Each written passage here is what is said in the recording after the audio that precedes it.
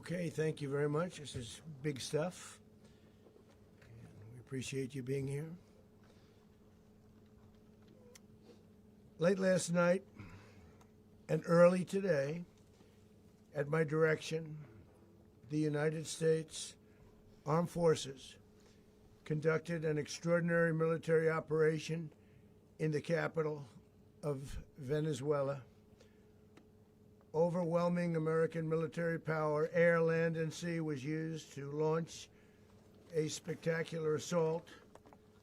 And it was an assault like people have not seen since World War II. It was a force against a heavily fortified military fortress in the heart of Caracas to bring outlaw dictator Nicolas Maduro to justice. This was one of the most stunning, effective, and powerful displays of American military might and competence in American history. And if you think about it, we've done some other good ones, like the attack on Soleimani, the attack on al-Baghdadi, and the obliteration and decimation of the Iran nuclear sites just recently in an operation known as Midnight Hammer, all perfectly executed and done. No nation in the world could achieve what America achieved yesterday, or frankly in just a short period of time. All Venezuelan military capacities were rendered powerless as the men and women of our military, working with U.S. law enforcement, successfully captured Maduro in the dead of night. It was dark. The lights of Caracas were largely turned off due to a certain expertise that we have. It was dark, and it was deadly. But captured along with his wife, Celia Flores, both of whom now face American justice. Maduro and Flores have been indicted in the Southern District of New York, Jay Clayton, for their campaign of deadly narco-terrorism against the United States and its citizens. I want to thank the men and women of our military who achieved such an extraordinary success overnight with breathtaking speed, power, precision, and competence.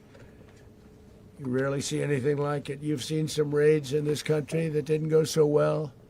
They were an embarrassment. If you look back to Afghanistan, or if you look back to the Jimmy Carter days, they were different days. We're a respected country again, maybe like never before. These highly trained warriors, operating in collaboration with U.S. law enforcement, caught them in a very ready position. They were waiting for us. They knew we had many ships out in the sea. We were just sort of waiting. They knew we were coming. So they were in a ready, what's called a ready position. But they were completely overwhelmed and very quickly incapacitated. If you would have seen what I saw last night, you would have been very impressed. I'm not sure that you'll ever get to see it, but it was an incredible thing to see. Not a single American service member was killed, and not a single piece of American equipment was lost. We had many helicopters, many planes, many people involved in that fight. But think of that, not one piece of military equipment was lost, not one service member was, more importantly, killed. The United States military is the strongest and most fearsome military on the planet by far, with capabilities and skills our enemies can scarcely begin to imagine. We have the best equipment anywhere in the world. There's no equipment like what we have, and you see that even if you just look at the boats. You know, we've knocked out 97% of the drugs coming in by sea. 90%. Each boat kills on average 25,000 people. We knocked out 97%. And those drugs mostly come from a place called Venezuela. We're going to run the country until such time as we can do a safe, proper, and judicious transition. So we don't want to be involved with having somebody else get in and we have the same situation that we had for the last long period of years. So we are going to run the country until such time as we can do a safe, proper, and judicious transition. And it has to be judicious because that's what we're all about.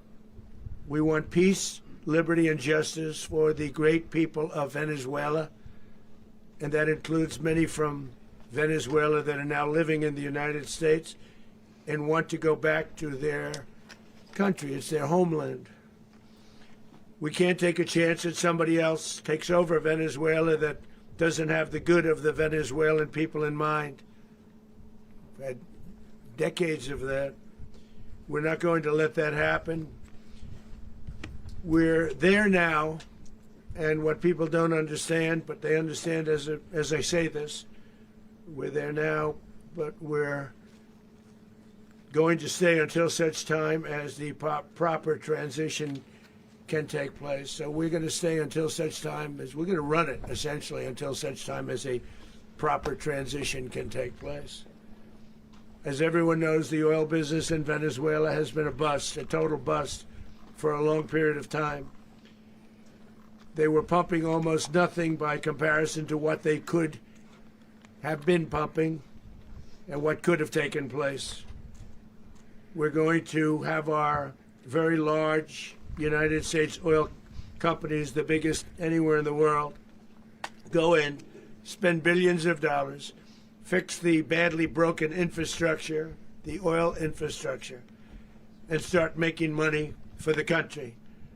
And we are ready to stage a second and much larger attack if we need to do so. So we were prepared to do a second wave if we needed to do so. We actually assumed that a second wave would be necessary, but now it's probably not. The first wave, if you'd like to call it that, the first attack was so successful, we probably don't have to do a second, but we're prepared to do a second wave, a much bigger wave, actually. This was pinpoint, but we have a much bigger wave that probably won't have to do. This partnership of Venezuela with the United States of America, a country that everybody wants to be involved with because of what we were able to do and accomplish, will make the people of Venezuela rich, independent, and safe. And it will also make the many, many people from Venezuela that are living in the United States extremely happy. They suffered. They suffered. So much was taken from them. They're not going to suffer anymore. The illegitimate dictator Maduro was the kingpin of a vast criminal network responsible for trafficking colossal amounts of deadly and illicit drugs into the United States. As alleged in the indictment, he personally oversaw the vicious cartel known as Cartel de las Solas, which flooded our nation with lethal poison, responsible for the deaths of countless Americans, the many, many Americans. Hundreds of thousands over the years of Americans died because of him. Maduro and his wife will soon face the full might of American justice and stand trial on American soil. Right now they're on a ship. They'll be heading to ultimately New York, and then a decision will be made, I assume, between New York and Miami or Florida. But we have people where the overwhelming evidence of their crimes will be presented in a court of law. And I've seen it. I've seen what we have. It's both horrible and breathtaking that something like this could have been allowed to take place. For many years after his term as president of Venezuela expired, Maduro remained in power and waged a ceaseless campaign of violence, terror, and subversion against the United States of America, threatening not only our people, but the stability of the entire region. And you all saw it. In addition to trafficking gigantic amounts of illegal drugs that inflicted untold suffering and human destruction all over the country, all over, in particular, the United States. Maduro sent savage and murderous gangs, including the bloodthirsty prison gang, Tren de Aragua, to terrorize American communities nationwide, and he did indeed. They were in Colorado. They took over apartment complexes. They cut the fingers off people if they called police. They were brutal, but they're not so brutal now.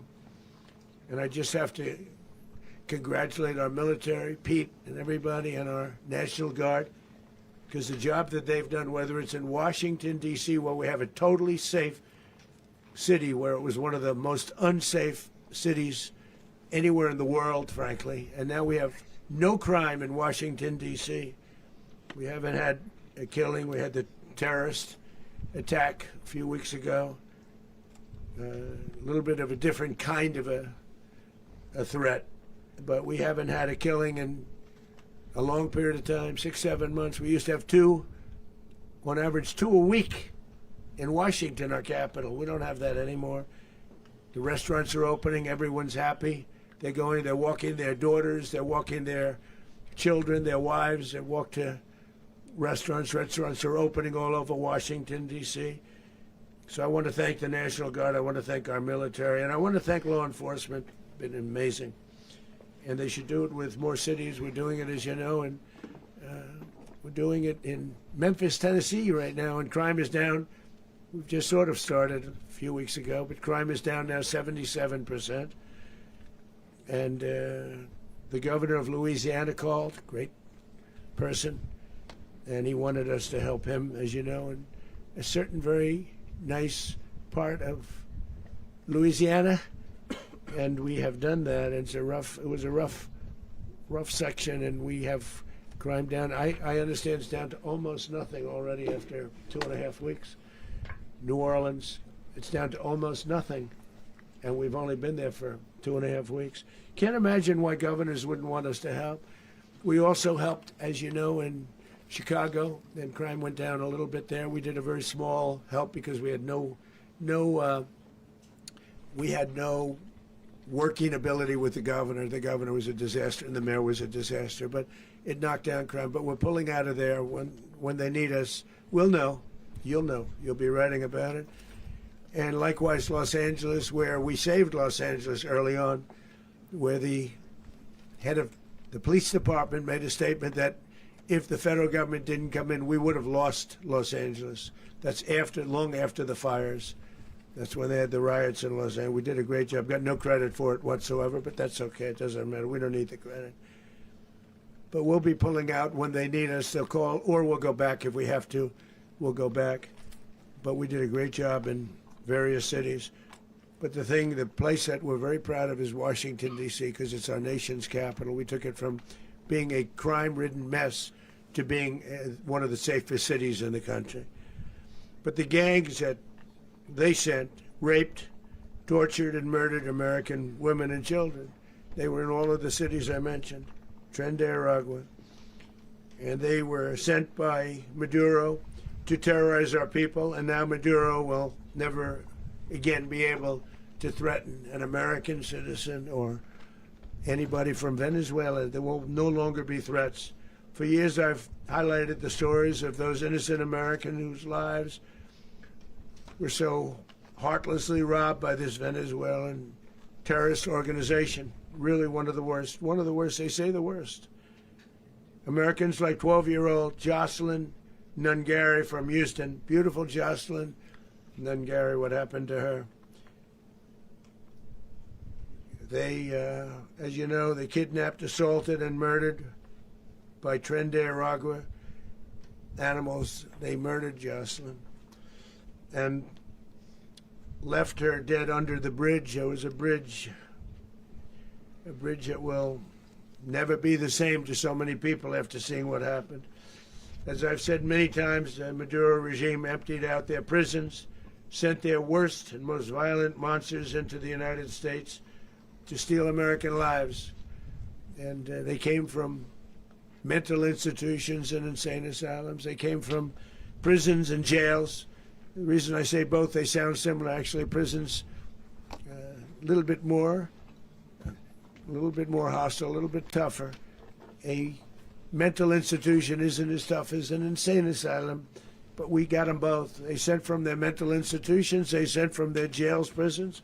They were drug dealers, they were drug kingpins, they sent everybody bad into the United States.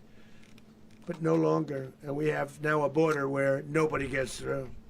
In addition, Venezuela unilaterally seized and stole American oil, American assets, and American platforms, costing us billions and billions of dollars.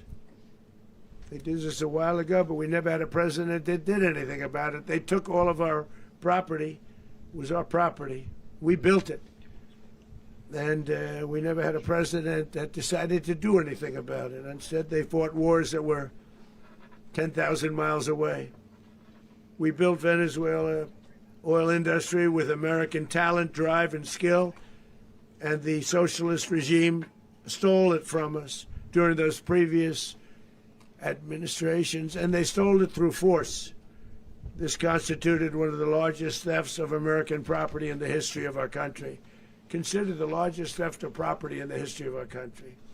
Massive oil infrastructure was taken like we were babies, and we didn't do anything about it. I would have done something about it. America will never allow foreign powers to rob our people or drive us back into and out of our own hemisphere. That's what they did. Furthermore, under the now deposed dictator Maduro, Venezuela was increasingly hosting foreign adversaries in our region and acquiring menacing offensive weapons that could threaten U.S. interests and lives. And they used those weapons last night. Potentially in league with the cartels operating along our border. All of these actions were in gross violation of the core principles of American foreign policy, dating back more than 2 centuries, and not anymore. All the way back, it dated to the Monroe Doctrines, and the Monroe Doctrine is a big deal, but we've superseded it by a lot, by a real lot. They now call it the Donroe Document. I don't know. It's Monroe Doctrine. We sort of forgot about it. It was very important, but we forgot about it. We don't forget about it anymore. Under our new national security strategy, American dominance in the Western Hemisphere will never be questioned again. Won't happen.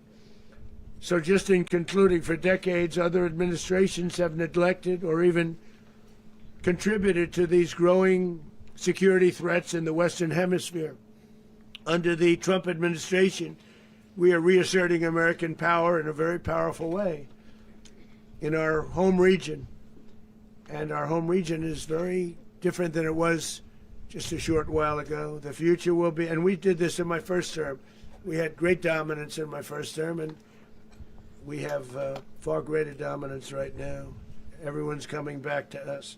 The future will be determined by the ability to protect commerce and territory and resources that are core to national security. These are core to our national security. Just like tariffs are, they've made our country rich, and they've made our national security strong, stronger than ever before. But these are the iron laws that have always determined global power. And we're going to keep it that way. We will secure our borders. We will stop the terrorists. We will crash the cartels, and we will defend our citizens against all threats, foreign and domestic. Other presidents may have lacked the courage or whatever to defend America, but I will never allow terrorists and criminals to operate with impunity against the United States.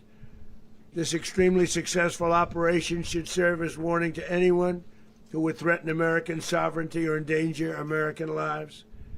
Very importantly, the embargo on all Venezuelan oil remains in full effect. The American Armada remains poised in position, and the United States retains all military options until United States demands have been fully met and fully satisfied. All political and military figures in Venezuela should understand what happened to Maduro can happen to them, and it will happen to them if they aren't just, fair, even to their people. The dictator and terrorist, Maduro, is finally gone in Venezuela. People are free. They're free again. It's been a long time for them, but they're free. America is a safer nation. This morning, it's a prouder nation this morning because it didn't allow this horrible person and this country that was doing very bad things to us. It didn't allow it to happen. And the Western Hemisphere is right now a much safer place to be. So I want to thank everybody for being here. I want to thank General Raisin Kane. He's a fantastic man. I've worked with a lot of generals. I worked with some I didn't like. I worked with some I didn't respect. I worked with some that just weren't good. But this guy is fantastic. I watched last night one of the most precise attacks on sovereignty. I mean, it was an attack for justice. And I'm very proud of him, and I'm very proud of our Secretary of War, Pete Hegseth, who I'm going to ask to say a few words. Thank you very much. Thank you, Mr. President. Mr. President, can you explain how the U.S. will run Venezuela? Well, thank you, Mr. President.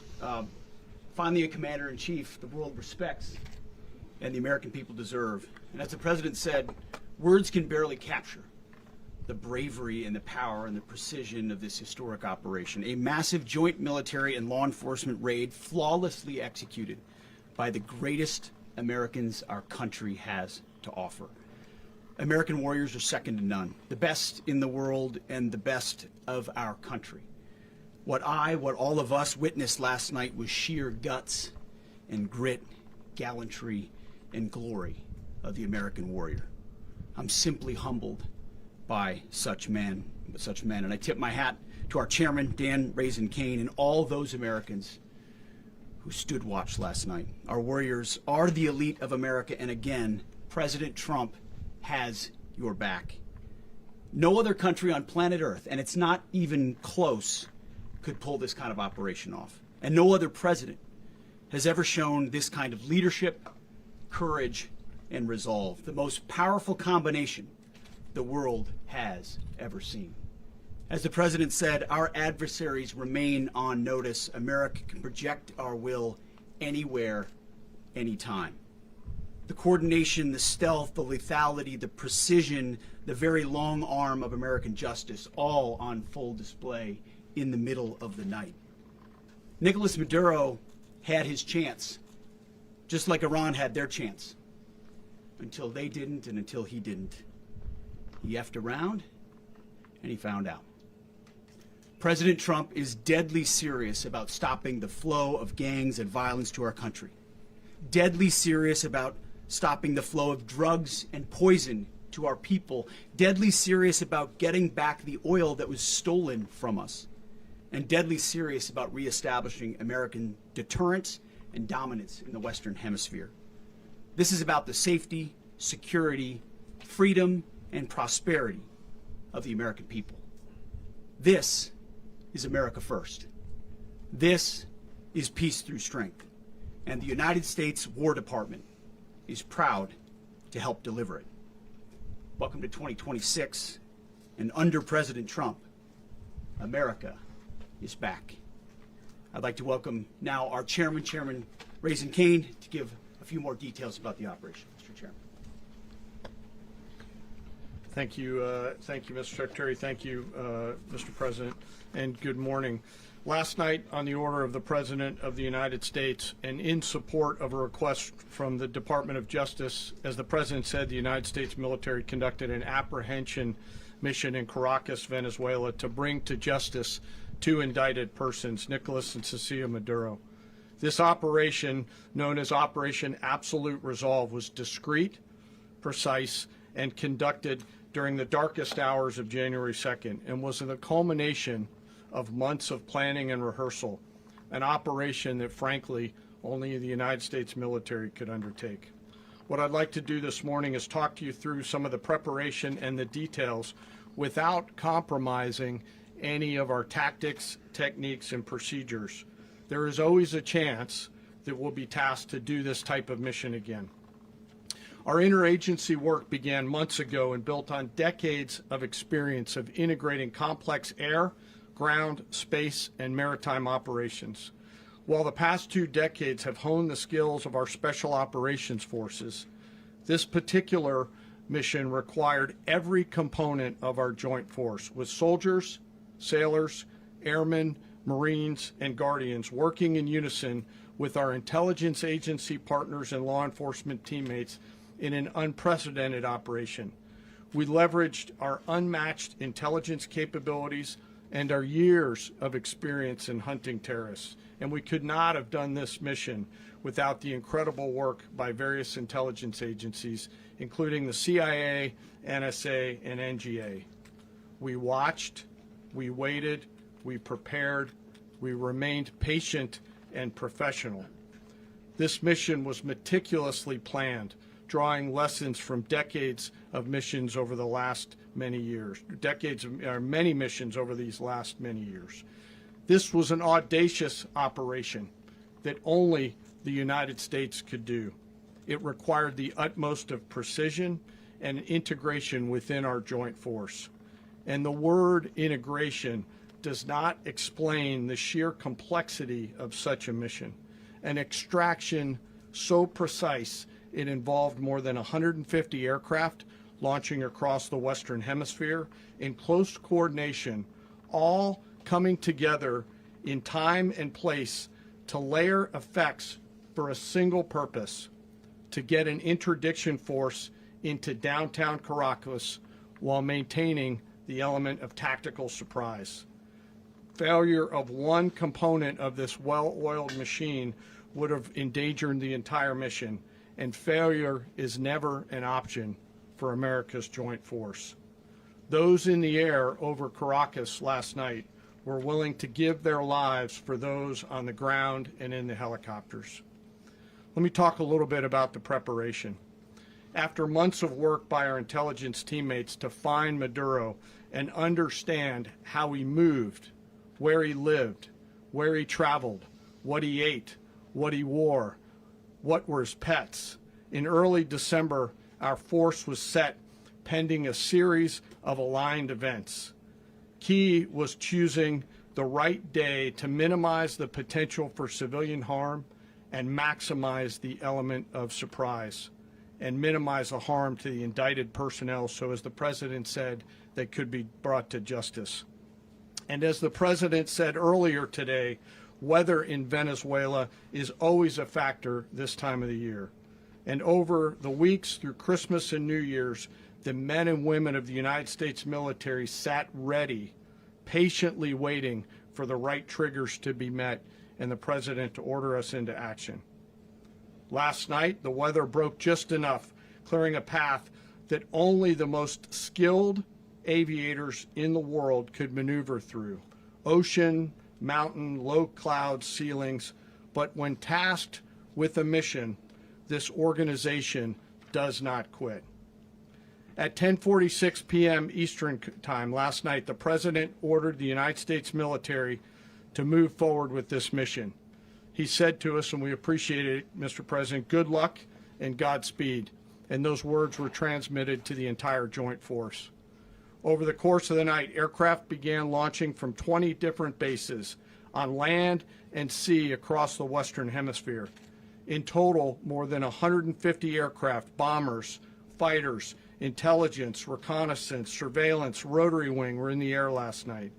Thousands and thousands of hours of experience were airborne. Our youngest crew member was 20, and our oldest crew member was 49, and there's simply no match for American military might. As the night began, the helicopters took off with the extraction force, which included law enforcement officers, and began their flight into Venezuela at 100 feet above the water. As they approached Venezuelan shores, the United States began layering different effects provided by Spacecom, Cybercom, and other members of the interagency to create a pathway. Overhead, those forces were protected by aircraft from the United States Marines, the United States Navy, the United States Air Force, and the Air National Guard. The force included F-22s, F-35s, F-18s, EA-18s, E-2s, B-1 bombers, and other support aircraft, as well as numerous remotely piloted drones. As the force began to approach Caracas, the Joint Air Component began dismantling and disabling the air defense systems in Venezuela, employing weapons to ensure the safe passage of the helicopters into the target area. The goal of our air component is, was, and always will be to protect the helicopters and the ground force and get them to the target and get them home. As the force crossed the last point of high terrain where they'd been hiding in the clutter, we assessed that we had maintained totally the element of surprise. As the helicopter force ingressed towards the objective at low level, we arrived at Maduro's compound at 1:01 a.m. Eastern Standard Time, or 2:01 a.m. Caracas local time, and the apprehension force descended into Maduro's compound and moved with speed, precision, and discipline towards their objective and isolated the area to ensure the safety and security of the ground force while apprehending the indicted persons. On arrival into the target area, the helicopters came under fire, and they replied with that fire with overwhelming force in self-defense. One of our aircraft was hit but remained flyable, and as the President said earlier today, all of our aircraft came home, and that aircraft remained flyable during the rest of the mission. As the operation unfolded at the compound, our air and ground intelligence teams provided real-time updates to the ground force, ensuring those forces could safely navigate the complex environment without unnecessary risk.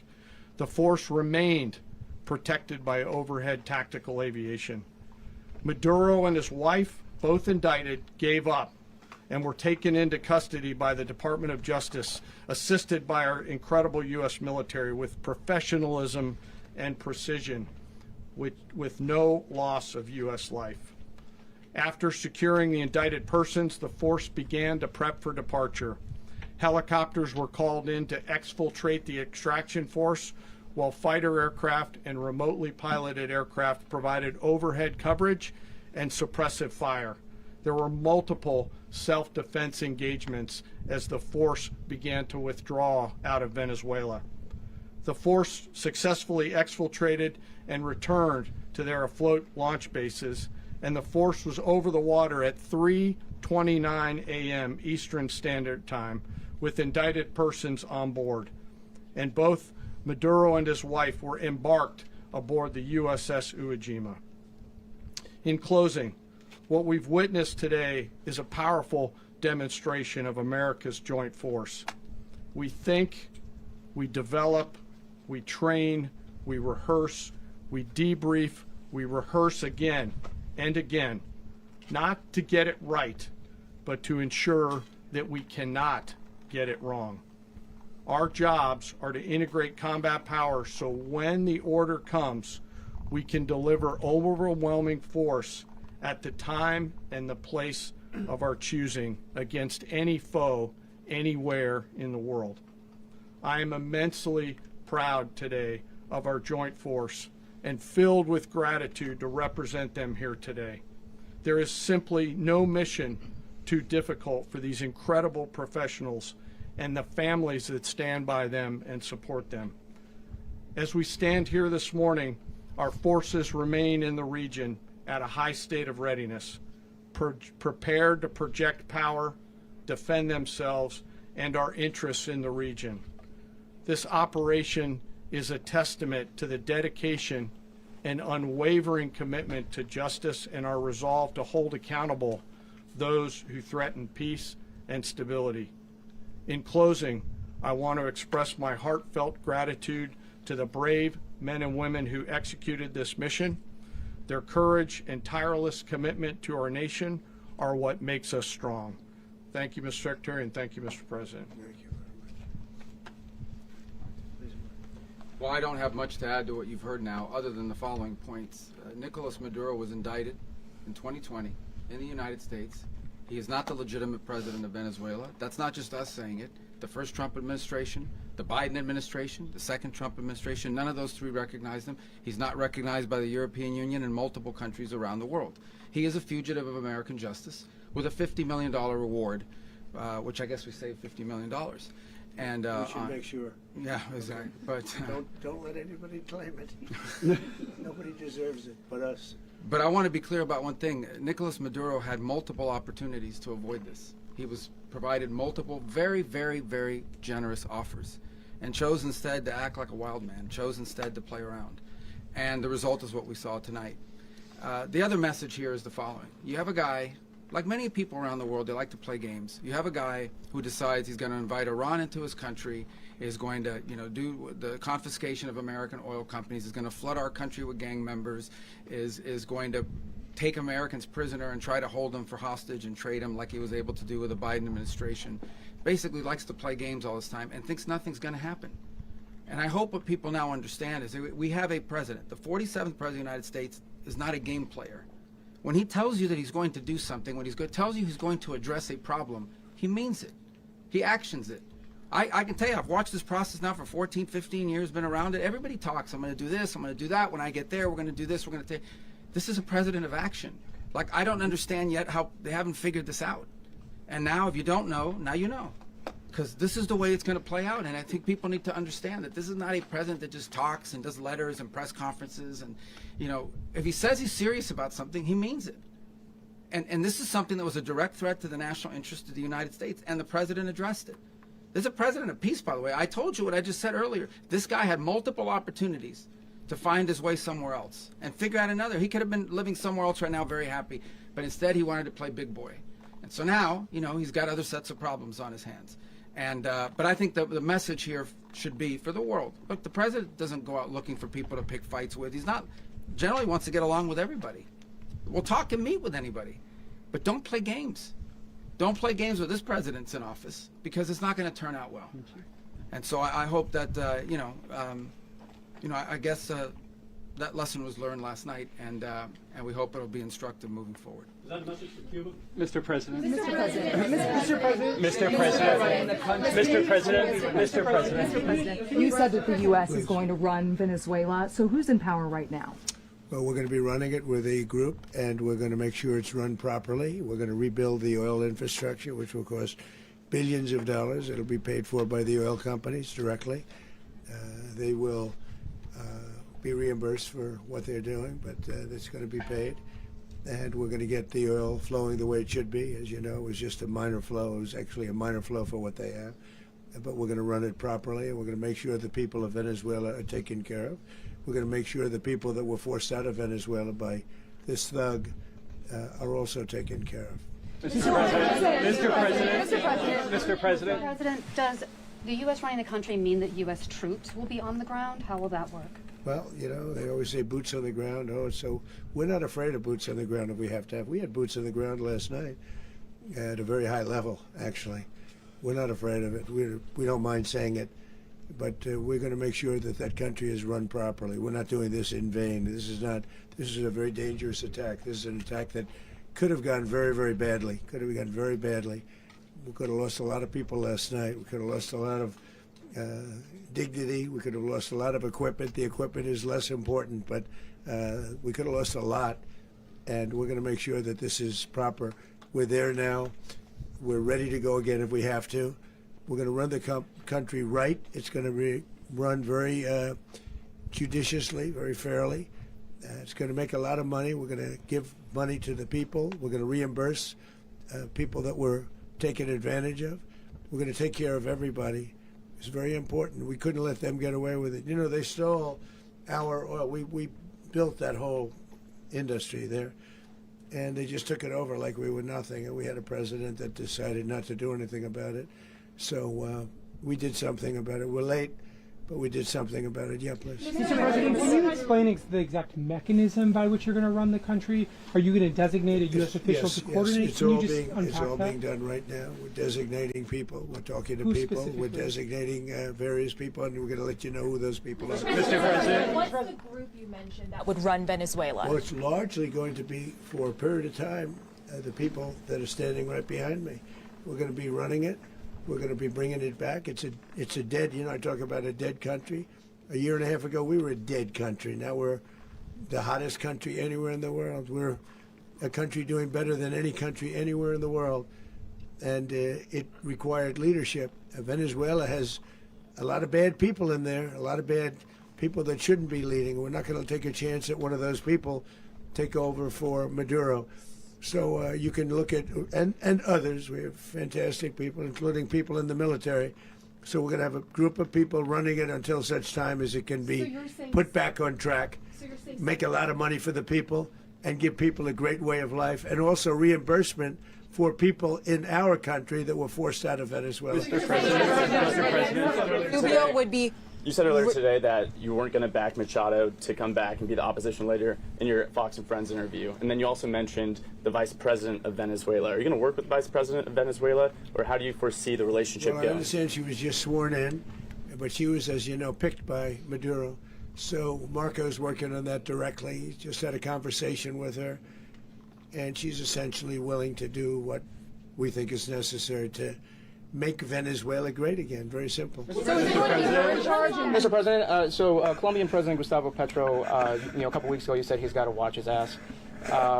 And today he said he's not concerned about anything happening to him in the aftermath of this operation. So just what your message is Well, about he that. has cocaine mills. He has factories where he makes cocaine. And yeah, I think I stick by my first statement. He's making cocaine. They're sending it into the United States. So he does have to watch his ass. Mr. President, Mr. President, did you notify any members of Congress in advance? Marco, do you want to talk about that? Because you were involved. Sure. We call members of Congress immediately after. This was not the kind of mission that you can do congressional notification on. It was a trigger-based mission in which conditions had to be met night after night. We watched and monitored that for a number of days. So it's just simply not the kind of mission you can call people and say, hey, we may do this at some point in the next 15 days. But it's largely a law enforcement function. Remember, at the end of the day, at its core, this was an arrest of 2 indicted fugitives of American justice, and the Department of War supported the Department of Justice in that job. Now, there are broader policy implications here, but it's just not the kind of mission that you can pre-notify because it endangers the mission.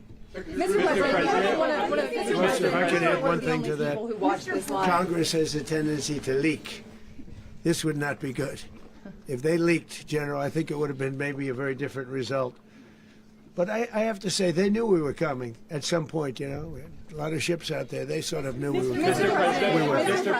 But Congress will leak, and we don't want leakers. Mr. President, you were one of the only people to watch this all play out live. What was Maduro doing when the U.S. forces entered what I assume would be his home? And also, was there any point where the U.S. was considering if Maduro pushed back or resisted killing Maduro? It could have happened. It could have happened. He was trying to get into a safe place. You know, the safe place is all steel. And he wasn't able to make it to the door because our guys were so fast. They went through the opposition so fast. And there was a lot of opposition. People were wondering, do we get them by surprise? Sort of surprised, but they were waiting for something. It was a lot of opposition.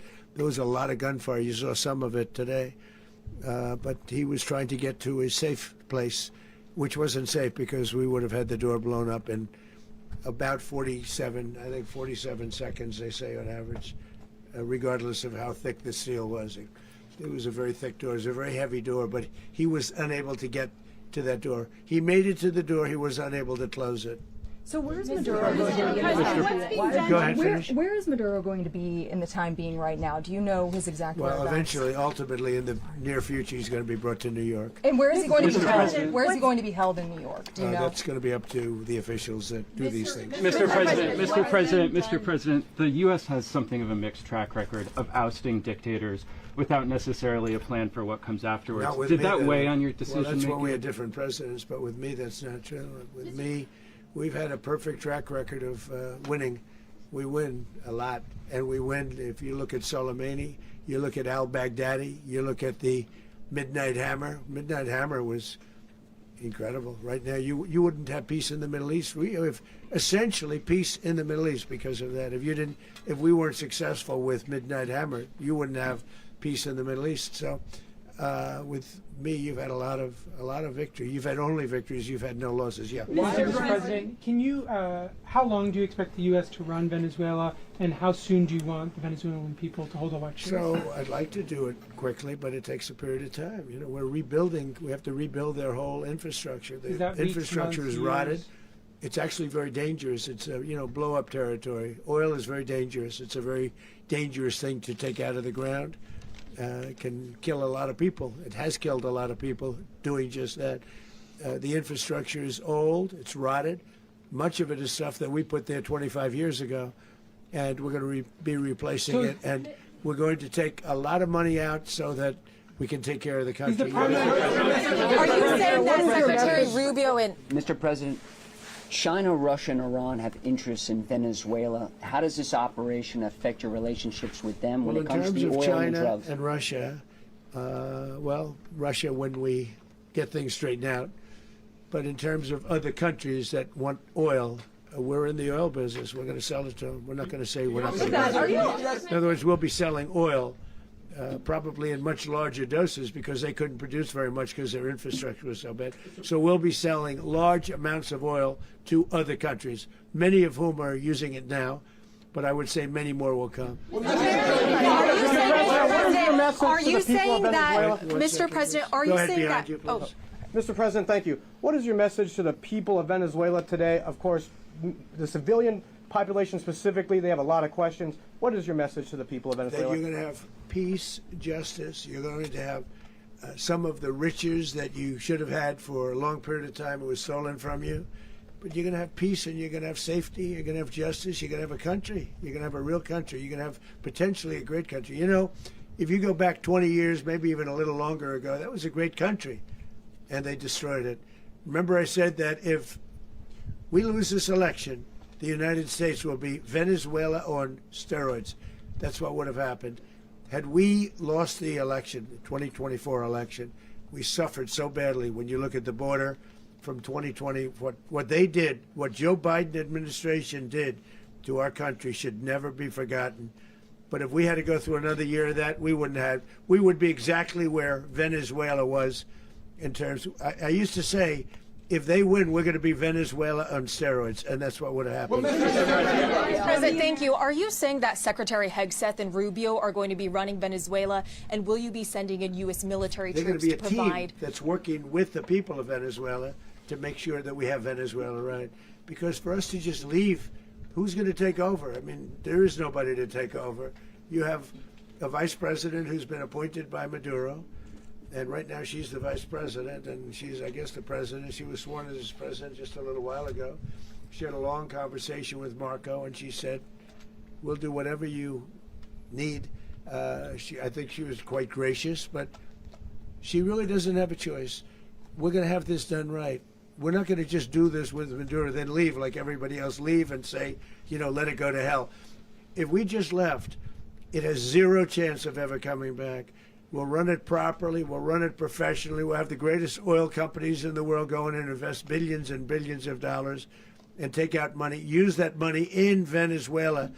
And the biggest beneficiary are going to be the people of Venezuela. And also, I can't stress this strongly enough, the people that got thrown out of Venezuela that are now in the United States, and frankly, some want to stay, and some probably want to go back. Yeah. So, Mr. President, what's being done to protect Americans in the country, and were any of the detained Americans Well, right now they're very last protected night? Because nobody's going to mess with us. They're very protected. The people of, and we let them know that you better not touch one of them. Are you concerned that bad elements of the Maduro regime will remain in place? Well, we know who they are. We're on them, and. They're acting much differently now than they would have acted 2 days ago. And what can you okay, say wait, about behind you, please. Mr. President, why is running a country in South America America first? Well, I think it is because we want to surround ourselves with good neighbors. We want to surround ourselves with stability. We want to surround ourselves with energy. We have tremendous energy in that country. It's very important that we protect it. We need that for ourselves. We need that for the world. And we want to make sure we can protect it. Mr. President, on oil? Yes, sir. Please, go ahead. Yeah, is there a message here for Cuba and Diaz-Canel? Well, Cuba is an interesting case. Cuba is, not doing very well right now. That system has not been a very good one for Cuba. The people there have suffered for many, many years. And I think Cuba is going to be something we'll end up talking about, because Cuba is a failing nation right now, very badly failing nation. And we want to help the people. It's very similar in the sense that we want to help the people in Cuba, but we want to also help the people that were forced out of Cuba and living in this country. Do you want to say something about that, Marco, please? Well, I mean, I just gave you a statement a few minutes ago about, you know, when the president speaks, you should take him seriously. So suffice it to say, you know, Cuba is a disaster. It's run by incompetent, senile men, and in some cases, not senile, but incompetent nonetheless. It has no economy. It's in total collapse. And by the way, you know, they were, you know, all of the guards that helped protect Maduro, this is well known, their whole spy agency, all that were full of Cubans. I mean, they basically, it's amazing. This poor island took over Venezuela in some cases. One of the biggest problems the Venezuelans have is they have to declare independence from Cuba. They tried to basically colonize it from a security standpoint. So, yeah, look, if I lived in Havana and I was in the government, I'd be concerned, at least a little bit. Are you cutting off the oil flow to Cuba from Venezuela? Well, the president already announced a week ago that anything that's sanctioned, it's sanctioned oil, it's not going to be allowed to get there. So that's an The answer is yes. Mr. President, is the U.S. aware of the location of opposition leader Machado, and have you been in contact with her? No, we haven't. Really, no, we haven't. How many hesitations about Machado? Mr. President, on Monday. Oh, I think it would be very tough for her to be the leader. She doesn't have the support within, or the respect within the country. She's a very nice woman, but she doesn't have the respect. Mr. President, is it possible that the U.S. ends up administrating Venezuela for years? You know, well, you know, it won't cost us anything because the money coming out of the ground is very substantial, so it's not going to cost us anything. So the U.S. isn't going to dedicate money to. Well, we want safety there. We want to be surrounded by countries that aren't housing all of our enemies all over the world. That's what was happening, and you don't want to have that. But we're going to be rebuilding, and we're not spending money. The oil companies are going to go in. They're going to spend money. We're going to take back the oil that, frankly, we should have taken back a long time ago. A lot of money is coming out of the ground. We're going to get reimbursed for all of that. We're going to get reimbursed for everything that we spend. So it's going to be a very important. This is a very big evening that took place last night. We have to be surrounded by safe, secure countries, and we also have to have energy. Very important. We have to have energy that's real energy, not where they're getting 4% and 5% of the energy out of the ground. You take a look. It was such a disaster. So what's going to happen with Venezuela, I think, over the next period of a year is going to be a great thing, and the people of Venezuela will be the biggest beneficiaries. Mr. President, on Monday, U.S. military. Mr. President, thank you. What did you last speak to Maduro about when you spoke? And is the Well, US I don't want to get war into the with Venezuela? conversations, but I did have conversations with him, and I said, you got to surrender. And I actually thought he was pretty close to doing so, but now he wished he did, yeah. Mr. President, can you explain, you said that Maduro is responsible for drug trafficking. You recently pardoned the former president of Honduras who was convicted on many drug trafficking. Can you explain how these two situations are different? And would you ever pardon Maduro? I endorsed, as you know, the winning president, the man who won in Honduras. I endorsed the man who won in Chile. I endorsed the man who won in Argentina. And we are doing very well with that whole group. What the man that I pardoned was, if you could equate it to us, he was treated like the Biden administration treated a man named Trump. That didn't work out too well for them. This was a man who was persecuted very unfairly. He was the head of the country. He was persecuted very unfairly. And there are a number of them. And we felt that it was a very unfair situation that happened to him. He's also a party member of the man who won. So obviously the people liked what I did. And one of the reasons that was done is because of the fact that the party in power felt very strongly that that man was treated very badly. I studied it very quickly, and then I studied it in great detail. I went to a lot of the people standing behind me, and they felt that that man was persecuted and treated very badly. That's why I gave him a pardon. Mr. President, you referenced boots on the ground earlier. Can you just sort of button this up? Do you envision the U.S. military having a presence in Venezuela as the U.S. runs that country? Well, no, we're going to have a presence in Venezuela as it pertains to oil, because we have to have, we're sending our expertise in. So you may need something, not very much. But no, we're going to be taking out a tremendous amount of wealth out of the ground. and that wealth is going to the people of Venezuela and people from outside of Venezuela that used to be in Venezuela. And it goes also to the United States of America in the form of reimbursement for the damages caused us by that country. So I want to thank you all very much. Thank you. Do you have one? Yes, please. You were so nice before. I'm going to give you the final question. Go Thank ahead. you, Mr. Unless President. it's a bad question, in which case I'll go one more. It's about who? It's about Putin, if you want. About Putin. Well, Okay. that's always nice. You had to a talk phone. about Putin. You had a phone call with him Yeah. on Monday. Did he talk at all about Maduro? Did y'all talk about this? No, we didn't. And We then- never spoke about Maduro. Are you mad at him right now? I mean, there's this I'm not intelligence. thrilled with Putin. I'm not thrilled with Putin. He's killing too many people. There was that I intelligence. thought that would be so. I settled 8 1/4 war. You know what the 1/4 was? Thailand and Cambodia. I did it again. They broke out, and I did it in about 5 hours, and I settled it. I'm giving myself 1/4, so I'm up to now 8 1/4. In other words, I settled the war, but then they broke out. They had a pretty bad breakout over the last 4 days. I got them to go back to peace. So I only give 1/4. I thought the easiest one would be, one of the easier ones would be Russia, Ukraine. It's not. And they both have done some pretty bad things. And look, that's Biden's war. That's not my war. But I want to stop the lives. Did you see where last month, 30,000, it was 27,000 the month before. 30,000, mostly soldiers, were killed this last month. 30,000. I want to stop that. You know, I got NATO to pay 5% instead of the 2% that they weren't paying. They weren't paying 2, now they pay 5. And we send them a lot of munitions. We send them a lot of things, missiles and various other things, a lot. And they pay. The United States is not losing money. We're probably making money on that. It's the last thing I care about. I just want to stop all those people. We're losing 25, 30,000 human beings. They come from 2 places that are very far away. But if I can stop, because it's something I've been pretty good at doing, deals, I guess. It's all a deal. Life is a big deal. But if I can stop that war and stop 30,000 young people, in addition to the fact that people are being killed in Kiev, people are being killed in other cities throughout, you know, a much smaller number, but they're being killed, viciously killed. So I'm not happy about it. I thought that would be something that would get solved.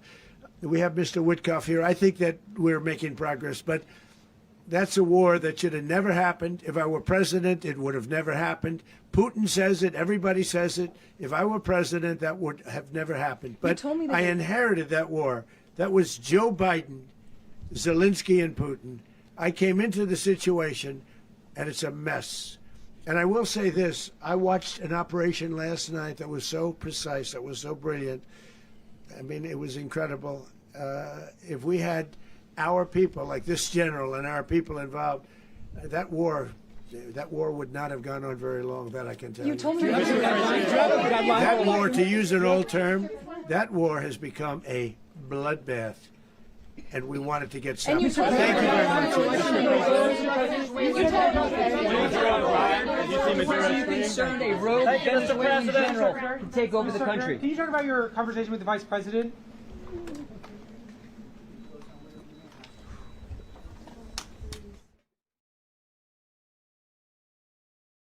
The streaming platform from Shenyun, featuring world-class dance, past programs,